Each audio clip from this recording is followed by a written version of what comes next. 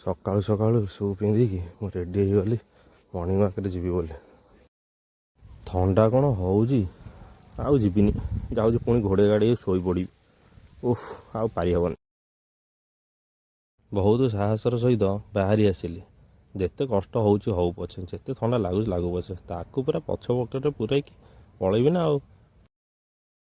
ଆସିଲା ପରେ ଜାଣିଲି ସତରେ ବହୁତ ସୁନ୍ଦର ମୋ ଗାଁଟା କାହିଁ ଲାଗୁଛି ଆଜି। ରାସ୍ତାରେ ମିଳିଗଲେ ଆମର ବୁଢ଼ା ମଉସା, ନିତ୍ୟକ୍ରମ ସାରିକି ବୋଧେ ଖାଲି ନୋଟା ଧରି ଚାଲିଛନ୍ତି। ମାନିବାକୁ ପଡ଼ିବ ତାଙ୍କ ସାହସକୁ।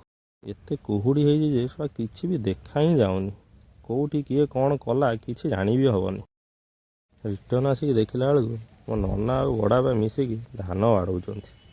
ମୁଁ କହିଲି ମୁଁ ଯେତେବେଳେ ଗାଁକୁ ଆଇଛି ଟିକେ ତାଙ୍କୁ ସାହାଯ୍ୟ ନ କଲେ କ'ଣ ଭଲ ହେବ, ଟିକେ ସାହାଯ୍ୟ କରିଦେଲି ଆଉ। ହଁ, ଆସୁ ନ ଆସୁ। ମୋ ଧାନ ବାଡ଼େଇବାଟା କେମିତି ଲାଗିଲା ଦୟାକରି କମେଣ୍ଟରେ ଟିକେ ଜଣାଇବେ, ଆଉ ଲାଇକ୍ କରିବାକୁ ଜମା ଭୁଲିବେନି।